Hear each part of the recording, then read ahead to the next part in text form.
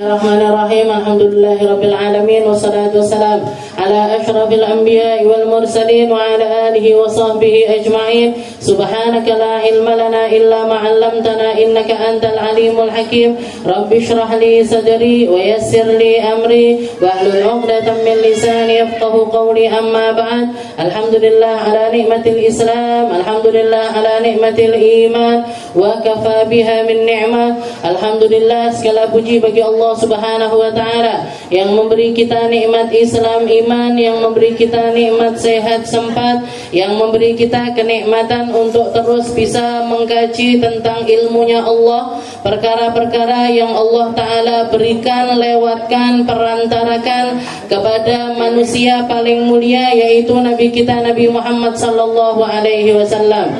Sayyidah Aisyah ketika ditanya tentang akhlaknya Nabi, beliau menjawab dengan perkataan kana khuluquhul Quran.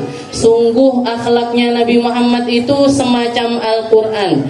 Jadi kalau bisa dikatakan, kalau kita pengen melihat Al-Quran berjalan, itulah Nabi kita Nabi Muhammad sallallahu alaihi wasallam.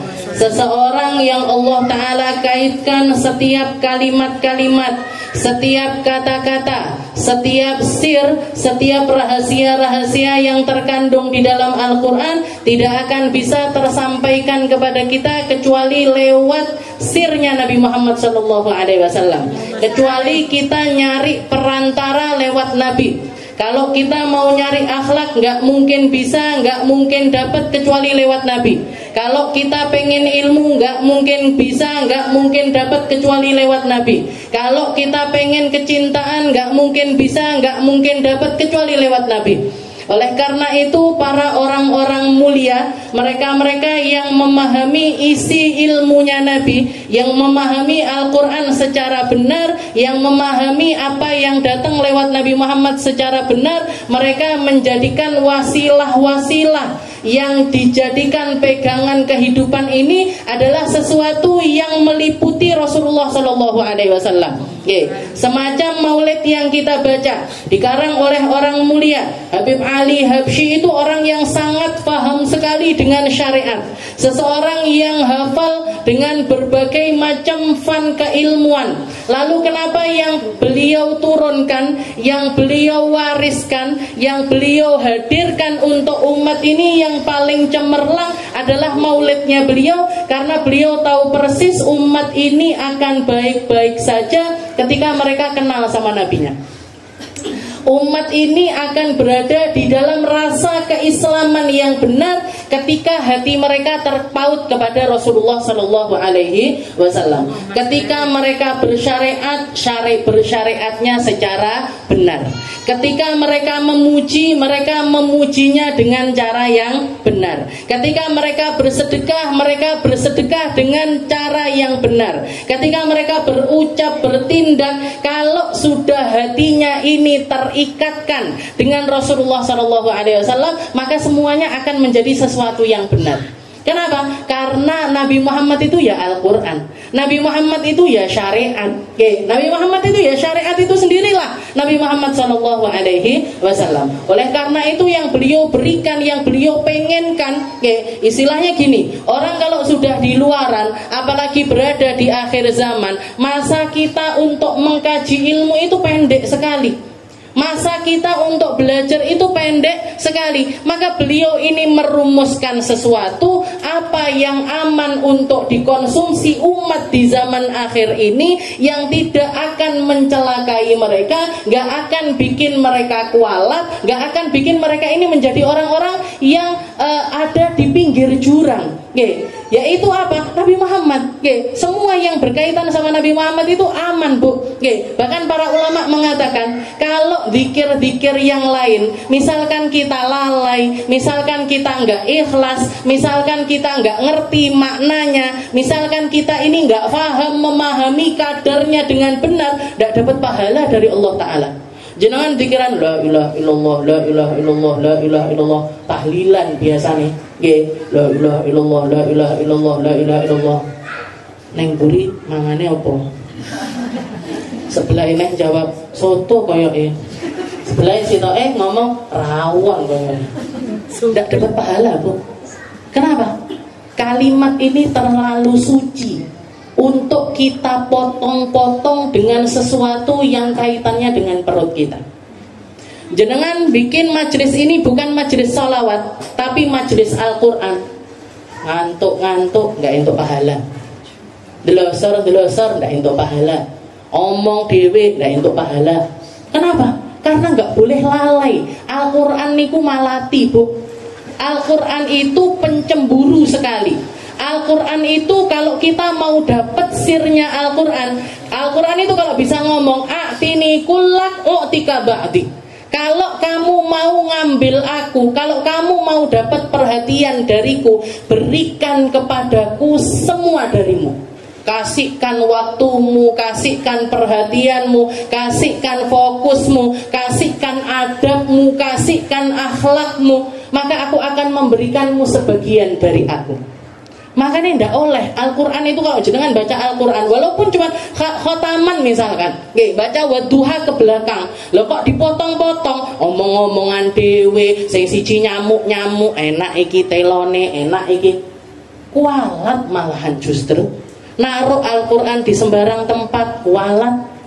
Kalau kita nggak bisa memberikan haknya Al-Quran, nggak bisa memberikan adabnya Al-Quran, bukan pahala Bu yang turun, tapi justru malah murka dari Allah Subhanahu Wa Taala.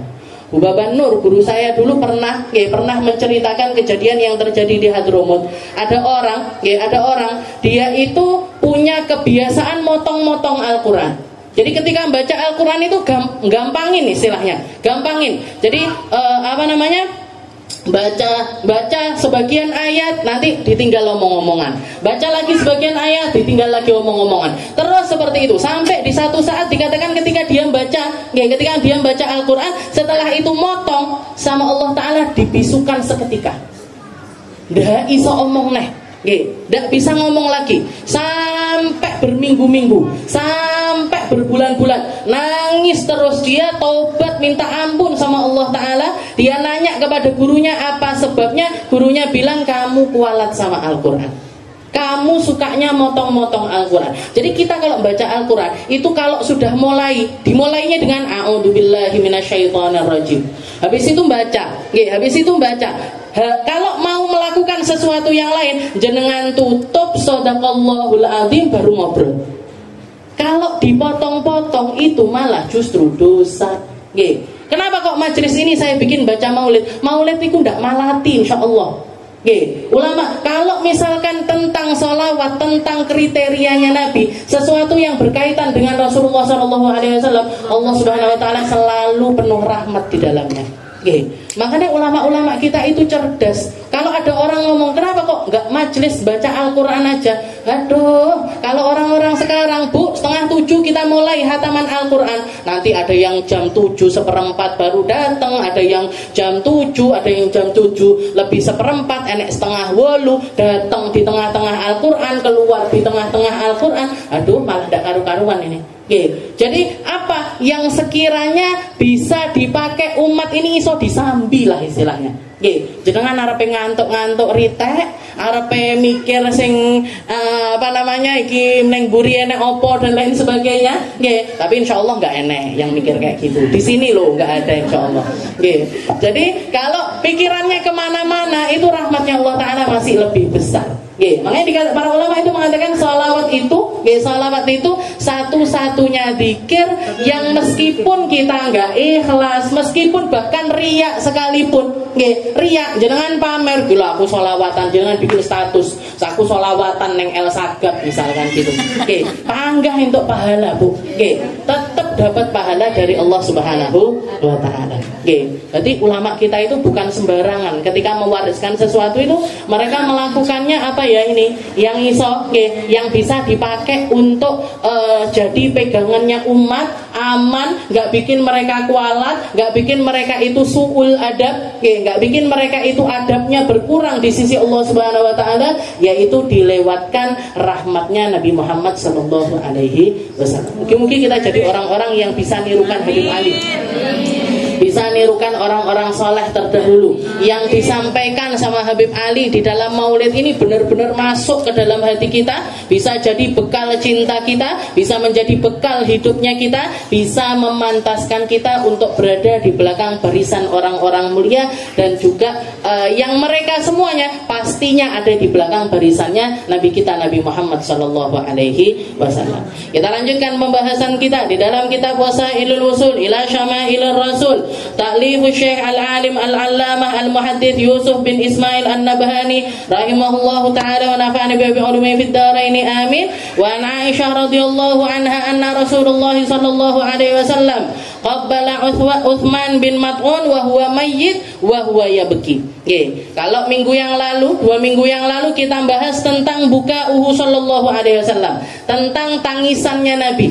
Nabi Muhammad ini orang yang gampang tertawa, gampang tersenyum, tapi di satu sisi beliau juga sangat gampang meneteskan air mata. Dan para sahabat mendefinisikan paling banyaknya tangisannya Nabi ini ya di dalam Al-Quran. Dan paling banyaknya tangisannya Nabi ini ada di dalam sholat-sholat malamnya beliau. Paling banyaknya tangisannya Nabi adalah memikirkan tentang keadaan umatnya. Mikirin tentang keadaan umat ini yang paling sering bikin Rasulullah SAW nangis. Di satu sisi juga beliau seringkali terlihat menangis ketika terjadi sesuatu tentang keluarganya ataupun anak-anaknya. Bahkan ada salah seorang sahabat yang mengatakan, kami belum pernah melihat Nabi Muhammad ini nangis kejer semacam itu, kecuali ketika Rasulullah ini teringat tentang ibunya, Sayyidah Aminah. Jadi Rasulullah itu beberapa kali bahkan pernah beliau menceritakan, inni asta'dinullah ayastaghfira li abawai. Aku pernah minta izin kepada Allah Ta'ala untuk memintakan ampun untuk kedua orang tuaku, abahnya sama ibunya. Falam yasta'dzin li, dan Allah Ta'ala tidak mengizinkan aku untuk melakukan hal tersebut. Para ulama berbeda pendapat ini. Antara kenapa kok Allah Ta'ala tidak mengizinkan Nabi untuk mintakan ampun terhadap orang tuanya. Karena kalau madhabnya kita, madhabnya Asy'ariyah Al-Maturidiyah, madhabnya tauhidnya kita, di dalam memandang keberadaan orang tuanya Rasulullah SAW, karena mereka berdua ini hidup di zaman fatrah, hidup di zaman kekosongan, hidup di zaman di mana dakwah belum ada, tidak ada risalah yang nyampe ke sana, tidak ada nabi yang diutuskan oleh Allah Ta'ala untuk umat tersebut. Maka mereka yang hidup di zaman tersebut, Pak ulama kita bersepakat bahwasanya mereka ini orang-orang yang selamat. Bukan orang-orang yang masuk ke dalam neraka. Bukan orang-orang yang masuk ke dalam neraka. Mereka hidup di zaman fatrah, maka mereka ini adalah orang-orang yang selamat. Alasannya apa? Karena tidak adanya dakwah yang sampai ke tempat mereka. Jadi mereka-mereka yang nggak nyampe dakwah itu nggak kena azab dari Allah Subhanahu Wa Taala. Jadi kenapa kalau Allah Taala tidak mengizinkan Nabi untuk mengistighfarkan untuk orang tuanya? Karena orang tuanya nggak perlu dimintain ampun. Mereka sudah selamat, mereka sudah selamat, maka mereka tidak memerlukan hal tersebut. Jadi setelah itu Nabi Muhammad karena nggak diizinkan untuk mintakan ampun untuk orang tuanya, beliau minta lagi sama Allah Ta'ala, minta izin untuk menziarahi kubur mereka berdua. Fa'adinalahu. Maka Allah Ta'ala mengizinkan Nabi untuk melakukan hal tersebut. Dikatakan ketika Nabi Muhammad nyampe di kuburannya Sayyidah Aminah, itu beliau nangis kejer, nangis luar biasa di atas kuburan tersebut. Jadi bahkan para sahabat mengatakan, kami belum pernah melihat Rasulullah itu nangis sekeras itu semacam ketika beliau itu ada di hadapan kubur orang tuanya. Jadi Nabi Muhammad itu sama kayak kita, Bu. Sama orang tuanya. Istilahnya beliau punya orang tua dan sangat sayang kepada orang tua dan sangat merasa kehilangan ketika ditinggal orang tuanya. Apalagi memorinya beliau tentang ibunya ini kan cuman masa yang pendek sekali. Masa yang sangat pendek sekali. 4 tahun ditinggal sama ibunya. Malah bapaknya malah nggak pernah tahu sama sekali. Jadi seperti itu. Dan ini dikatakan Sayyidah Aisyah meriwayatkan di dalam hadis, Wa ana Aisyah radhiyallahu anha. Nah, ini hadis yang selanjutnya dikatakan Sayyidah Aisyah menceritakan anna Rasulullah sallallahu alaihi wasallam qabbala Utsman bin Mas'un.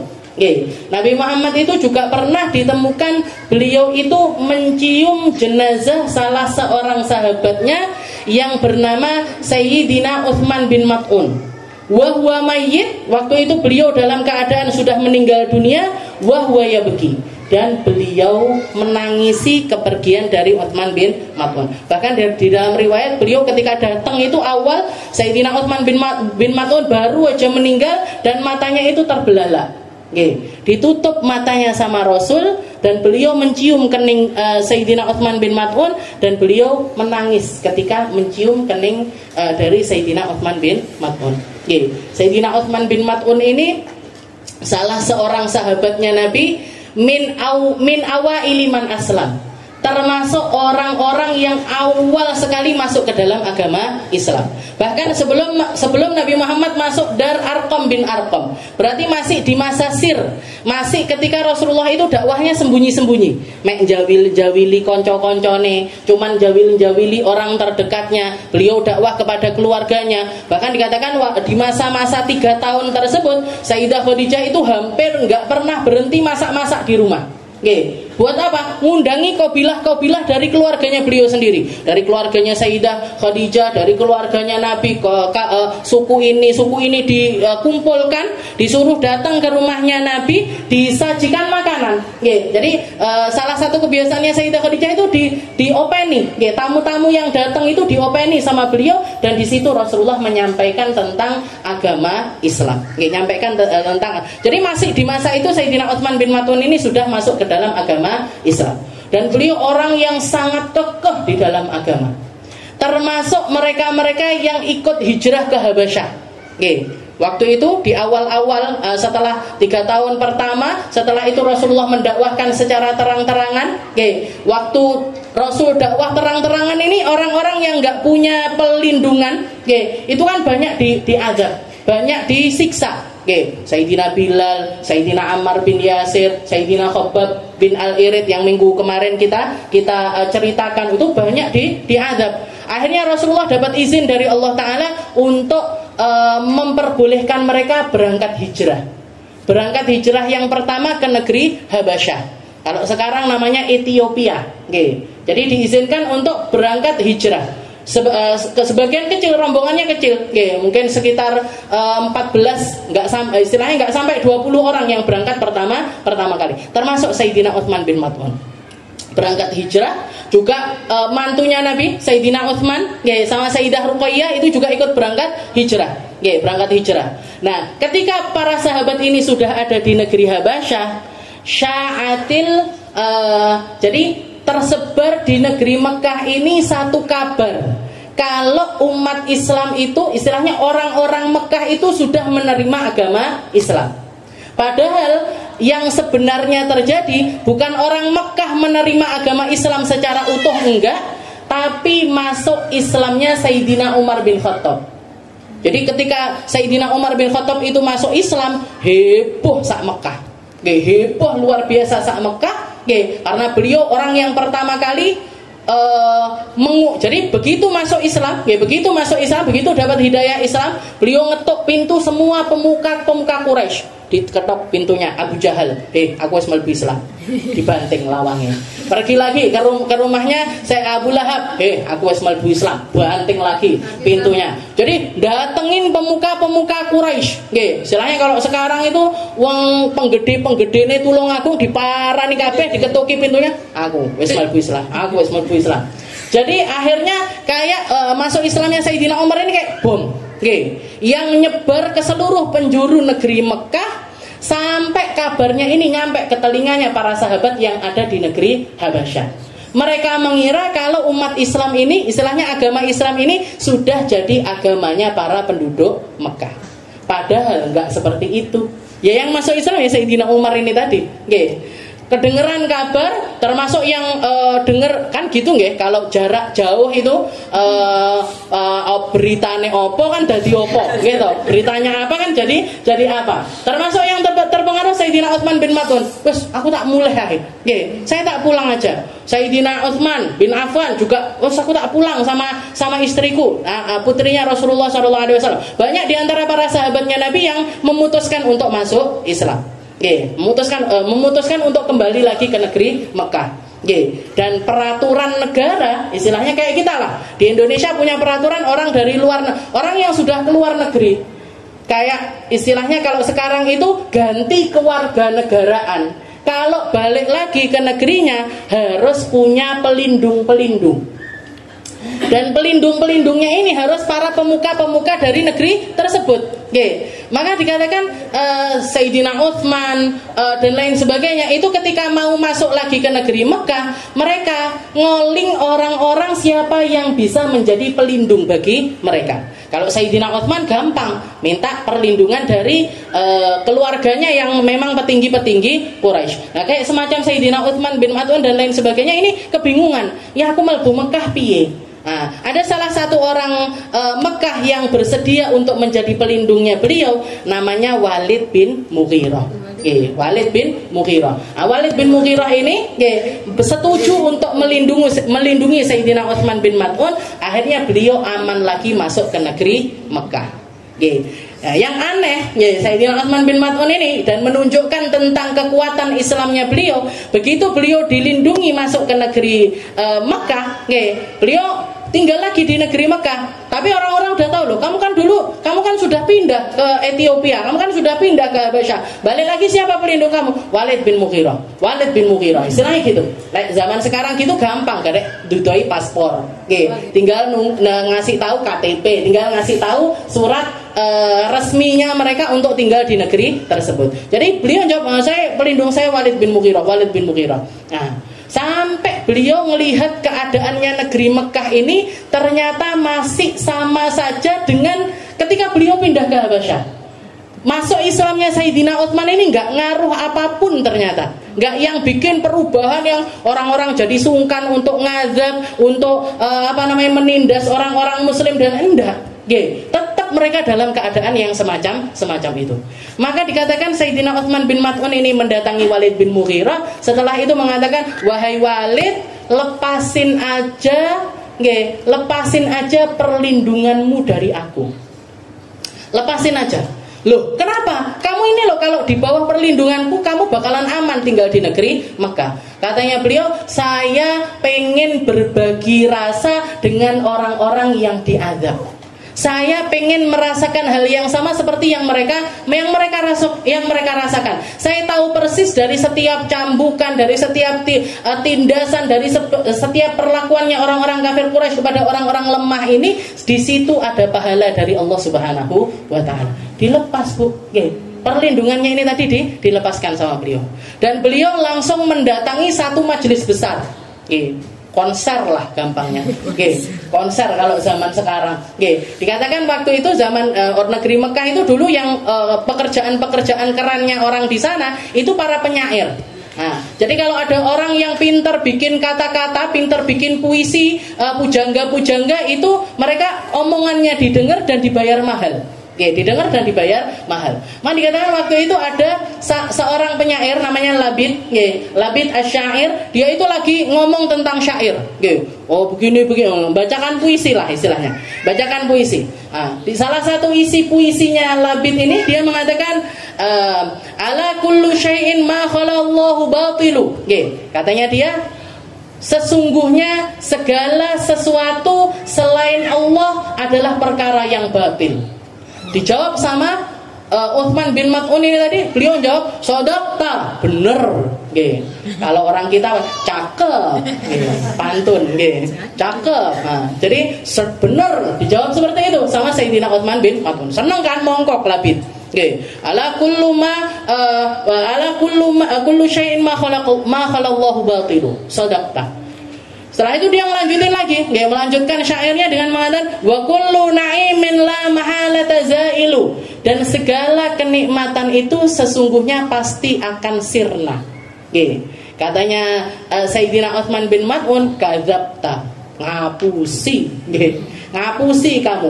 Inna na'imal jannah la mahalata zail. Sesungguhnya kalau ada kenikmatan yang akan abadi, yaitu kenikmatan di surganya Allah Subhanahu wa taala. Dakwah malahan beliau di tengah-tengah konser. Oke. Sakit hati, nggih, Labid ini sakit hati, nggih. Katanya Labid, nggih, ya ahla Makkah, nggih, min mata, nggih, wahai para penduduk Mekah, mulai sejak kapan kalian ini jadi orang-orang yang tidak bisa menghormati tamu? Saya ini tamu, saya ini diundang, saya di sini disuruh bacakan puisi-puisi, saya disuruh untuk menghibur kalian semuanya. Ada orang-orang macam ini kok kalian diam aja? Akhirnya orang-orang pada demo, istilahnya mereka semuanya ngincer Sayyidina Utsman bin Maz'un, dan mereka sebelum mukul dan lain nanya, ini Utsman bin Maz'un ini kemarin pindah ke Habasyah, sekarang dia di bawah perlindungannya siapa? Katanya orang-orang nggak duwe, nggak punya, langsung dijotos, langsung digepui, istilahnya dibikin. Istilahnya seperti itulah, dikeroyok ini itu dan lain sebagainya, sampai sebelah matanya beliau ini istilahnya ngeten, nggak bisa dibuka lagi, jadi sampai bengkak terus merem, nggak bisa dibuka lagi, jadi beliau keluar dari tempat tersebut itu babak belur, mukanya hancur, sebelah matanya itu nggak bisa melek, didatangi sama Walid bin Mughirah yang kemarin itu bikin perlindungan kepada beliau. Kan wis tak omongi, nggih. Wis di bawah perlindungan aku aja. Kenapa kok kamu itu ngengkel? Kenapa kok kamu itu ngeyel? Jawabannya Sayyidina Utsman bin Maz'un, wahai Walid bin Mughirah, wallahi demi Allah, inna aini al-yusra, sesungguhnya sekarang mataku yang bengkak yang nggak bisa melek ini yang kanan. Demi Allah, mataku yang sebelah kiri la tashtahi mithlama ukhtaha fi sabilillah. Ini mataku yang kiri pengen juga dapat seperti mata kanannya di jalannya Allah Subhanahu wa taala. Jadi kayak gitu imannya orang-orang terdahulu. Tapi ya itu tadi, beliau nggak aman tinggal di negeri Mekah. Akhirnya mendatangi Rasulullah SAW. Katanya Nabi Muhammad, wes toh, Utsman, kalau kamu tetap seperti ini, mendingan kamu balik lagi ke Habasyah aja. Orang usah urip neng Mekah, garai kisruh. Bikin kisruh, bikin ini, pindah kamu ke negeri Mekah, ke negeri Habasyah. Katanya Nabi Muhammad, tapi ya Rasul, saya pengen terus-terusan bersama engkau ya Rasul. Saya pengen dekat sama jenengan, saya pengen selalu membersamai dirimu. Katanya Nabi Muhammad, idhab, pergi kamu ke negeri Habasyah, wa ana ma'akum, dan sesungguhnya aku akan selalu membersamai kalian. Ini tafsiran para ulama banyak menafsirkan tentang perkataannya Nabi yang ini, tapi yang jelas Nabi Muhammad, Allah Ta'ala sendiri di dalam Al-Quran ketika mensifati Nabi Muhammad, Muhammadur Rasulullah walladzina ma'ahu, dan Nabi Muhammad adalah utusannya Allah dan orang-orang yang selalu membersamai mereka. Jadi orang-orang yang memiliki keimanan, menerima keimanan, mengikuti Nabi Muhammad, cinta sama Nabi dan lain sebagainya, mereka itu sebenarnya fi ma'iyatir Rasul, selalu dibersamai oleh Nabi Muhammad SAW.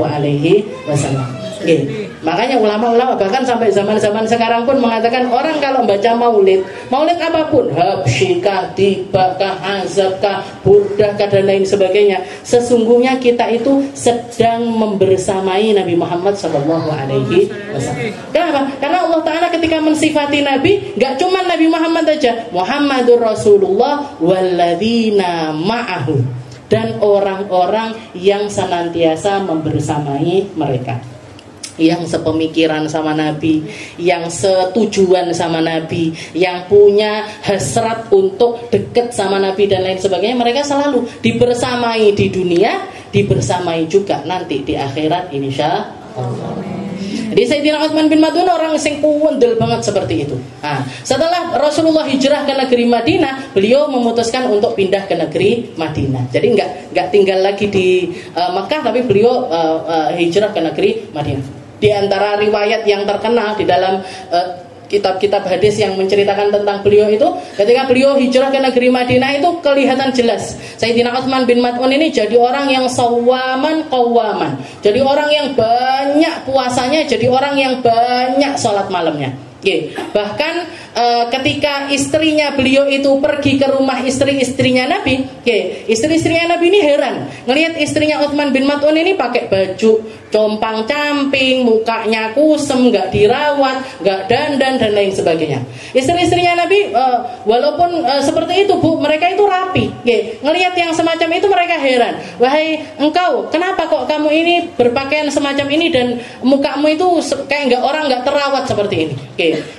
Kata istrinya Utsman bin Maz'un, beliau mengatakan, Inna Utsman la tashtahi bin nisa, la turidun nisa. Utsman bin Maz'un wis enggak milih arwong wedok. Neng omah panggah poso ae, panggah ngaji ae. Asaku wis di istilahnya wis enggak peduli lagi sama aku, ngapain aku dandan, ngapain aku ini masak-masak yang enak, ngapain aku begini-begini, sedangkan suamiku sudah enggak menginginkan itu dari aku. Akhirnya diparani, diceritakan sama istrinya Nabi, diceritakan kepada Nabi Muhammad SAW. Nabi Muhammad langsung marani rumahnya Sayyidina Utsman bin Maz'un. Setelah itu bilang, ya Utsman, ini la atqakum lillahi wa akhsyakum. Wahai Utsman, aku wong sing paling takwa. Aku itu orang yang paling takut sama Allah Ta'ala dan paling bertakwa kepada Allah Ta'ala. Wa ini akumu wa anam, dan aku yang seperti ini yo sek tangi yo sek turu. Istilahnya bangun malam iya, tapi tidur juga iya. Ya puasa iya, tapi kadang-kadang ya buka ya nggak terus poso terus nggak buka-buka, sampai istrinya wis ora usah masak ae lah, wis ora usah nggae kelambi apik ritek, nggak istilahnya saya ini orang yang paling bertakwa kepada Allah Taala. Wahai Utsman, saya itu dinasihati sama Nabi, inna li zaujatuka alaika haqqun, bojomu duwe hak atas kamu, anak-anakmu punya hak atas kamu, rumahmu punya hak atas kamu, dirimu bahkan punya hak atas dirimu. Maka tunaikanlah hak masing-masing di tempatnya. Jadi dinasihati seperti itu sama Rasulullah SAW. Akhirnya nggak lama setelah itu istrinya Sayyidina Utsman pas main-main ke rumahnya istrinya Nabi, wis maca wis kayak kelambi api dan lain sebagainya. Nah itu, jadi dinasihati sama Nabi. Maka dikatakan ketika Sayyidina Utsman ini wafat, Rasulullah itu sedih luar biasa.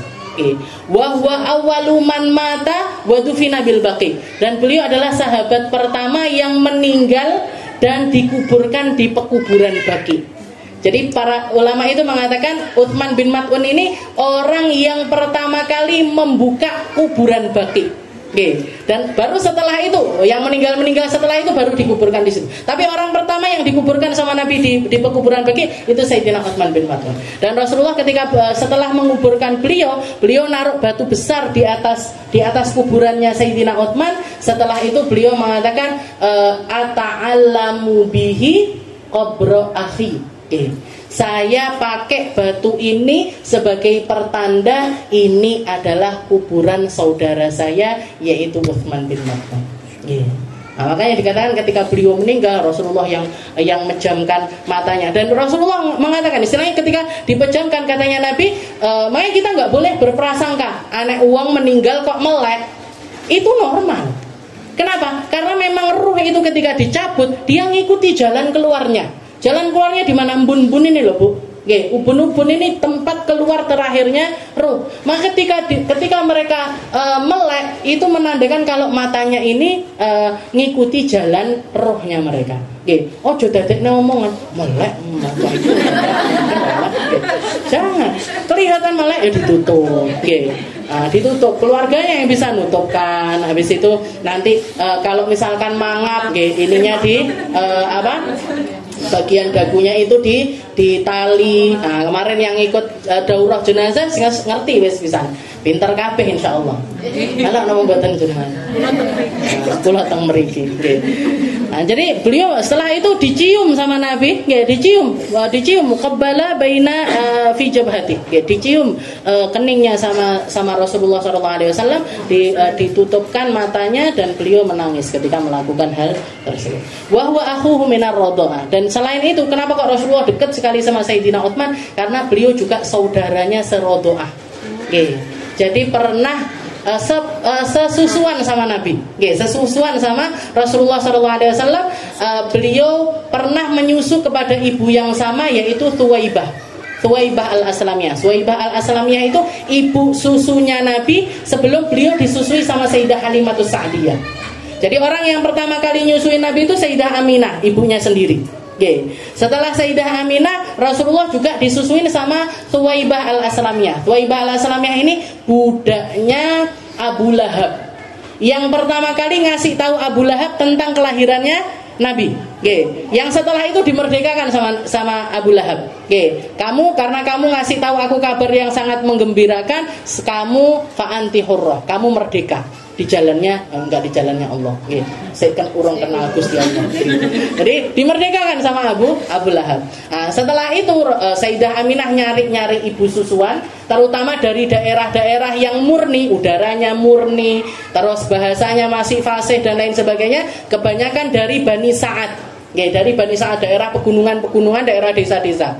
Nah, termasuk yang datang waktu itu adalah Sayyidah Halimatus Sa'diyah. Akhirnya Rasulullah disusui sama Sayyidah Halimatus Sa'diyah. Wa huwa akhuhu minar radha'ah. Wa kanat ainahu sallallahu alaihi wasallam katsiratad dumu wal hamalan. Jadi Rasulullah itu banyak nangis. Banyak menangisi kepergian orang-orang terkasihnya, banyak menangisi kepergian sahabat-sahabatnya. Rasulullah ketika nyusun peperangan di perang Mu'tah itu, saya sering menceritakan tentang perang Mu'tah. Ada panglima pertamanya Sayyidina Abdullah bin Rawaha, habis itu Zaid bin Haritha, habis itu Sayyidina Ja'far bin Abi Thalib, sepupunya Nabi Muhammad SAW. Itu ketika kejadian di Mu'tah, ketika perang itu terjadi di daerah Mu'tah, Rasulullah itu berdiri di atas mimbar, sama Allah Ta'ala dibentangkan kejadian itu langsung di depan matanya. Jadi Rasulullah cerita, hamalal liwa Abdullah bin Rawaha. Sekarang yang lagi megang liwa bendera peperangan itu Abdullah bin Rawaha. Fakutil, maka terbunuh Abdullah bin Rawaha. Langsung disaut sama Zaid bin Haritha. Fakutil, Sayyidina Zaid juga meninggal dunia. Itu Rasulullah nyeritakan kejadian tersebut, air matanya enggak berhenti nangis. Air matanya terus ngalir. Sampai terakhir begitu Abdullah bin Zaid bin Haritha juga meninggal, diambil itu bendera di tangannya Sayyidina Ja'far bin Abi Thalib, kepotong tangan kanannya, disambet pakai tangan kirinya, dipotong juga tangan kirinya, dikepit pakai dua lengannya beliau. Setelah itu ditusuk jantungnya pakai tombak, ambruk beliau. Ambruk beliau. Itu Rasulullah nangis. Nah, setelah menceritakan hal tersebut, katanya Rasulullah mendongak lagi, setelah itu mengatakan waalaikumsalam.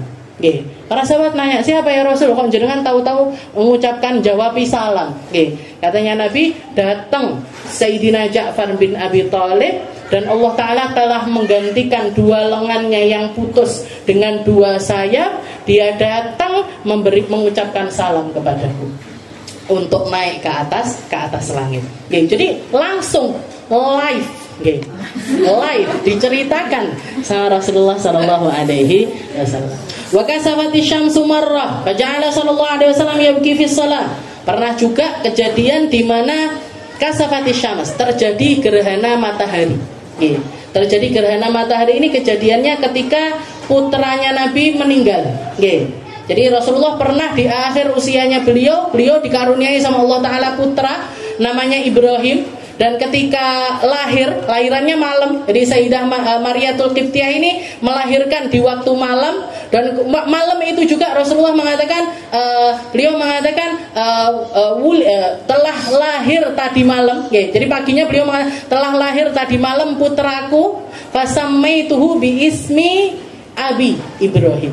Saya ngasih dia nama dengan nama bapakku yaitu Ibrahim. Nah, karena beliau kakek-kakeknya nyambung kepada Nabi Allah Ibrahim. Nah, tidak lama setelah itu meninggal. Jadi Rasulullah gembira sekali punya anak laki, nggak punya anak laki kan? Jadi saya bisa bayangin rasanya kayak senengnya abah saya waktu itu. Jadi istilahnya pasti seneng banget. Anak itu kabeh. Ujuk-ujuk punya anak laki. Seneng banget, beliau ngabarkan ke semua orang, diakikoi, dipotong rambutnya, beliau sedekah pakai sebanyak rambutnya ini dengan emas dan lain sebagainya. Pokoknya haknya anak itu ditunaikan semua sama Rasulullah SAW.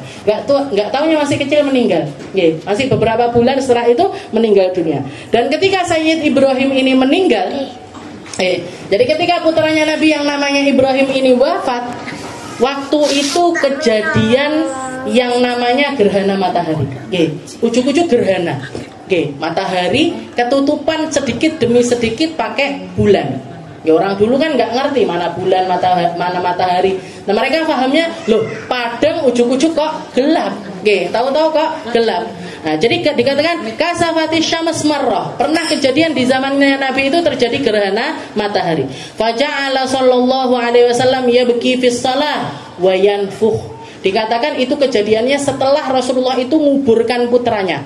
Jadi putranya begitu dikuburkan langsung terjadi gerhana matahari. Orang-orang biasa, orang-orang yang suka percaya mitos-mitos dan lain sebagainya, langsung mereka mengatakan, oh cahaya matahari pun hilang, ikut sedih karena kematian putranya Muhammad.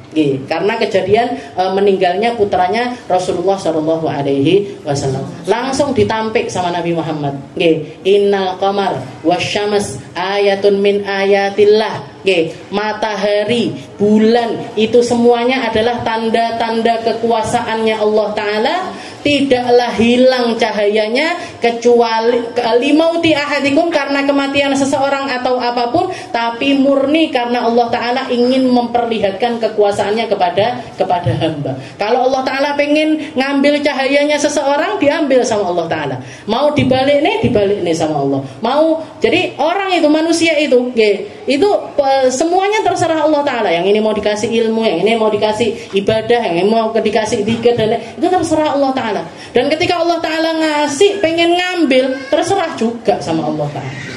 Jadi diwanti-wanti seperti itu oleh Nabi. Dan setelah itu Rasulullah langsung ngajak orang-orang untuk sholat gerhana. Ngajak para sahabat untuk melaksanakan sholat gerhana. Nah ini yang dikatakan Faja'ala sallallahu alaihi wasallam yabki fi shalah. Dikatakan Rasulullah waktu itu nangis kejer di dalam sholat wa yanfukh. Bahkan tangisannya Nabi ini bukan cuma sekedar air mata yang ngalir, tapi sampai beliau itu sesenggukan. Beliau sholat, dikatakan sifatnya para sahabat ketika mensifati sholat gerhananya Nabi, wa yakum, Rasulullah berdiri, wa makada ayyarka. Beliau berdiri nangis di dalam berdirinya sampai seperti orang yang nggak mampu rukuk. Setelah itu beliau rukuk nangis kejer di dalam rukuknya sampai kayak nggak bisa berdiri. Setelah itu beliau nangis di dalam i'tidalnya sampai kayak nggak bisa rukuk lagi. Karena di dalam sholat gerhana itu kan rukuknya 2 kali, sujudnya 2 kali. Beliau rukuk lagi, i'tidal lagi. Sama sifatnya semuanya. Rukuk nggak mampu untuk berdiri. Jadi lama semuanya. Berdirinya lama, rukuknya lama, i'tidalnya lama, sujudnya lama, duduk di antara 2 sujudnya lama, sujudnya lagi lama. Jadi 2 rakaat itu dari mulai gerhana bulan itu baru mulai, dan selesainya, jadi matahari itu kena bunderane bulan itu baru mulai sampai kembali lagi ke asalnya. Baru Rasulullah selesai sholat. Jadi dowo banget. Dari situ keluar syariat sholat gerhana. Sholat gerhana itu ada 3 macam caranya. 2 rakaat kayak kita sholat biasanya. Niatnya kalau gerhana matahari, usolli kusufas syams, saya niat sholat gerhana matahari. Lillahi ta'ala. Kalau gerhananya bulan, nawaitu khusufa qamar, saya niat sholat gerhana bulan lillahi ta'ala. 2 rakaat kayak kita biasa sholat. Itu cara yang pertama. Cara yang kedua, sholat seperti cara sholat gerhananya Nabi ini tadi. 2 rakaat, tapi dengan 2 kali berdiri dan 2 kali rukuk. Oke, sholat 2 kali berdiri, 2 kali rukuk. Jadi Fatihah, surat, rukuk. Berdiri lagi, Fatihah, surat lagi, baru rukuk. Habis itu i'tidal, sujud, duduk di antara 2 sujud, berdiri lagi, Fatihah lagi. Fatihah, surat, rukuk. Habis itu berdiri, Fatihah, surat lagi, rukuk lagi. Nah, habis itu i'tidal, sujud, duduk sampai salam. Nah, itu cara yang kedua. Cara yang ketiga seperti yang dilakukan sama Nabi Muhammad SAW. Beliau berdiri, baca Fatihah, terus baca surat Al-Baqarah. Tidak mampu ya demi nomor 3. Ampun anggapan. Makmume ilang kabeh. Kalau enggak gitu salatnya karo lungguh, lerane ngletak. Karo mbanggo Quran. Jadi habis Fatihah Al-Baqarah. Habis itu rukuk, berdiri, Fatihah lagi, yang kedua Al-Imran. Jadi Fatihah, Al-Baqarah, Al-Imran. Habis itu i'tidal, sujud, duduk di antara 2 sujud, berdiri lagi. Habis itu Fatihah, An-Nisa. Baru ngono rukuk, habis itu berdiri, Fatihah lagi, Al-Maidah. Hitung juz. Habis itu rukuk, makanya sampai gerhana nebar.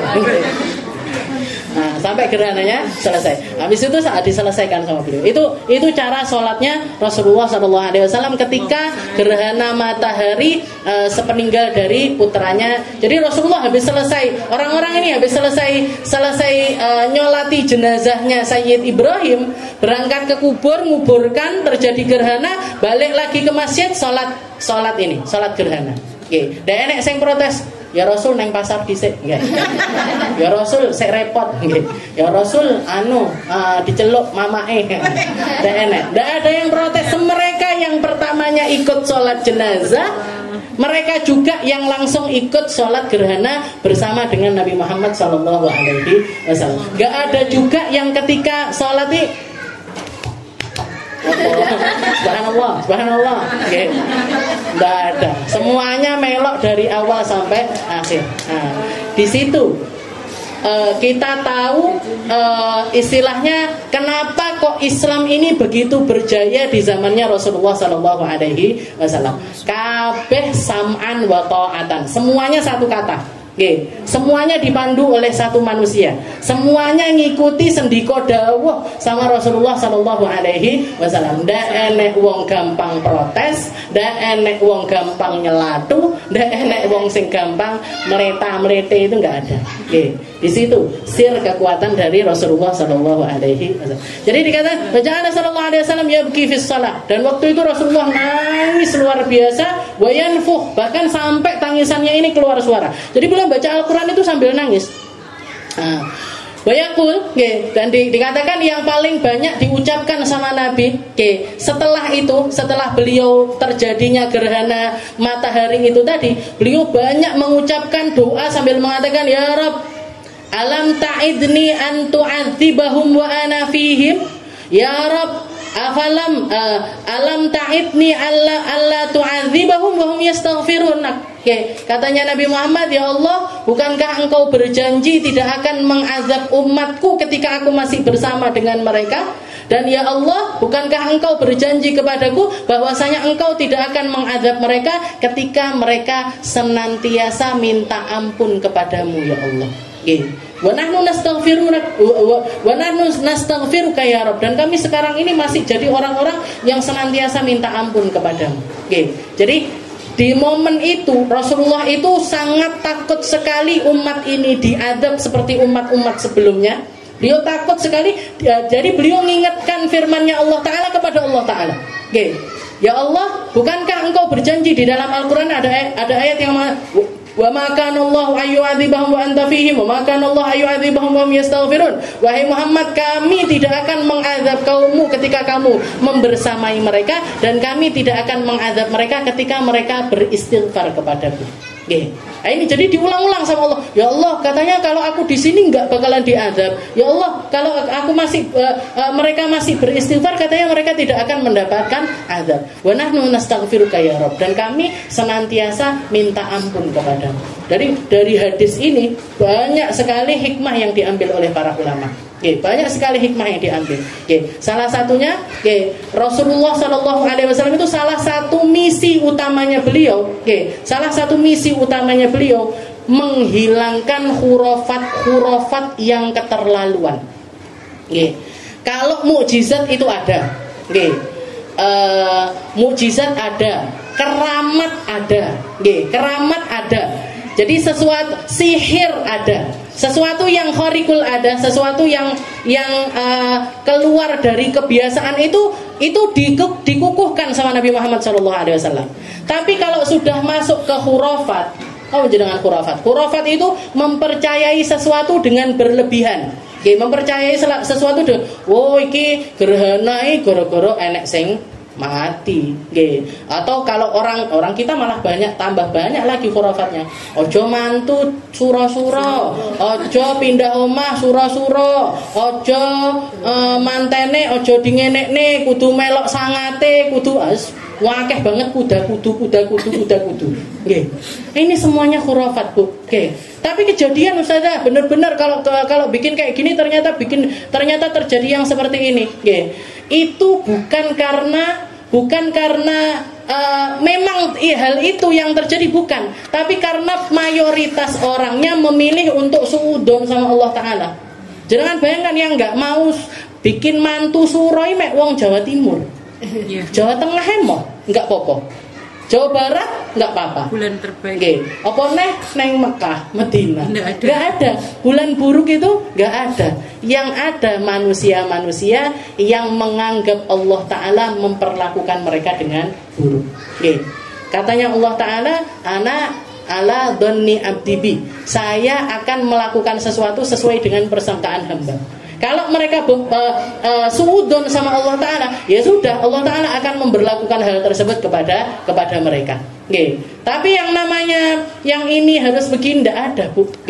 Bahkan ketika di depan mata, bayangkan, ini kalau orang masih terbawa suasana, masih orang yang sedih banget ditinggal anaknya, dan lain sebagainya. Ini ketika ada orang ngomong kayak gitu, oh ini matahari ikut bersedih gara-gara kayak kita aja biasanya, ujuk-ujuk pas ada yang meninggal, ujuk-ujuk mendung, ya Allah, anune melok sedih, ya kan? Hujan rintik-rintik, ya Allah, bumi pun menangis atas kepergiannya. Ini Nabi Muhammad loh, Bu. Nabi Muhammad ditinggal putranya, kurang apa keramatnya Nabi ini, kurang apa? Mukjizatnya Nabi ini kurang apa? Naik ke langit ke-7 sana loh. Nabi Muhammad ini naik ke langit yang ke-7. Begitu ada orang yang mengatakan, oh ini bulan mataharinya bersedih karena kematian dari Sayyid Ibrahim. Katanya Nabi Muhammad, enggak. Innal qamar wasyamas, matahari, bulan itu semuanya adalah ayatun min ayatillah, tanda-tanda kekuasaannya Allah Ta'ala. Dia tidak hilang cahayanya atau kembali cahayanya gara-gara kematian seseorang, tapi murni karena kekuasaan dari Allah Subhanahu wa Ta'ala. Makane ojo gampang percaya khurafat. Guru-guru saya itu wanti-wanti ke murid-muridnya. Ya, makanya kalau misalkan ada orang ceramah senengane khurafat, mesti duduk muridnya Habib Umar. Mesti duduk muridnya Habib Umar. Saya yakin itu, saya jamin itu. Kenapa? Karena beliau bahkan mengatakan kalau misalkan kalian itu butuh menceritakan kelebihan gurumu, jangan sampai kamu membuat guru-gurumu yang lama di Indonesia itu jadi gak senang sama kamu. Itu tentang kelebihan guru. Bandingkan ibadah mereka, bandingkan keilmuan mereka, bandingkan keramatnya mereka. Itu Habib Umar gak senang sama muridnya yang seperti itu.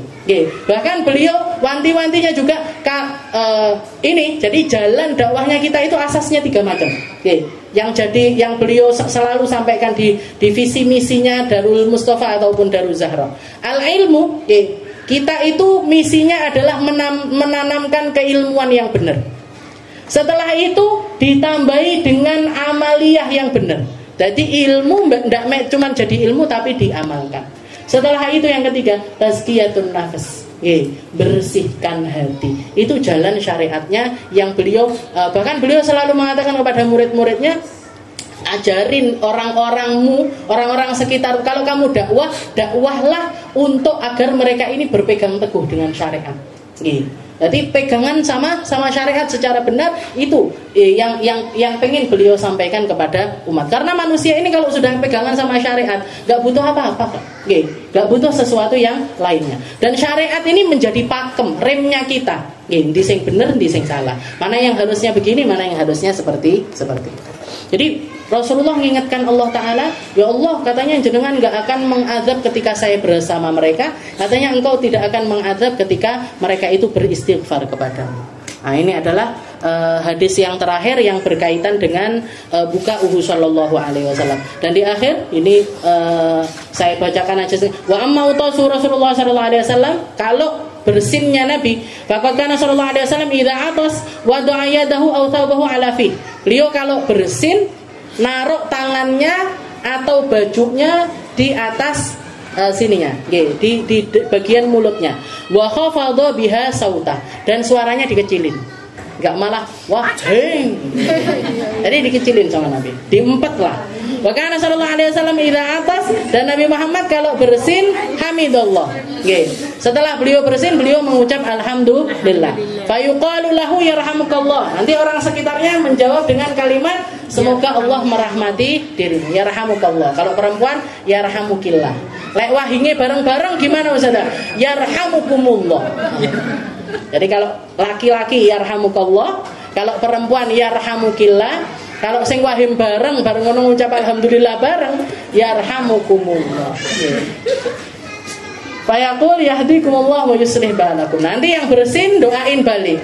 Doain balik dengan kalimat yahdikumullah wa yuslih balakum. Semoga Allah memberikan hidayah kepada kalian dan memperbaiki keadaan hati kalian. Kalau yang melakukan itu anak kecil, ya saya enggak lagi doa. Jadi kalau yang bersin anak kecil terus alhamdulillah, terus melakukan hal yang semacam itu, ditambahi doanya barakallah, ditambahi dengan kalimat semoga Allah memberkahi. Wa kana sallallahu alaihi wasallam yakrahul atasata syadidah fil masjid, dan Rasulullah benci kalau ada orang wahing banter neng masjid. Wahing banter neng jopo sik ndak apa-apa, tapi kalau di dalam masjid itu ditegur sama Nabi. Wa kana sallallahu alaihi wasallam yakrah raf'an saut bil utas, dan Rasulullah enggak senang kalau ada orang bersin banter. Nggih. Amma tasawuf, ini tentang bersinnya Nabi. Yang terakhir tentang tasawuf. Tasawuf itu angop, nggih, angop. Faqad kana Rasulullah sallallahu alaihi wasallam yakrahu min ghairi. Rasulullah enggak senang kalau ada orang angop, nggih. Jadi bukannya enggak boleh angop, tapi Rasulullah enggak senang kalau melihat ada orang angop sembarangan, padahal enggak bisa ditahan biasanya. Waqad hafidhahullah taala minhu, dan Nabi Muhammad ini seseorang yang dijaga sama Allah taala dari angop. Nggih. Wa mata sa'aba nabiyyun qad. Jadi seumur hidupnya Nabi enggak tahu angop. Gitu. Enggak pernah. Nggih. Rasulullah itu seumur hidupnya enggak pernah, apa sih bahasa Indonesianya, menguap. Enggak pernah menguap sama sekali. Badannya Nabi, jasadnya Nabi enggak pernah dihinggapi lalat sama sekali. Seumur hidupnya. Nah ini kekhususiyatuh, kekhususan yang Allah Ta'ala berikan kepada Nabi Muhammad Sallallahu Alaihi Wasallam. Jadi Nabi Muhammad itu bersin, tapi beliau nggak pernah nguap. Dari dia sing nguapi piye ya wes, piye neh, langsung pancen ya wong biasa. Kama tata Nabiun qad al-faslu tasi fi sifati kalami sallallahu alaihi wasallam masukuti. Wallahu a'lam bissawab. Insyaallah kita lanjutkan di pertemuan yang selanjutnya.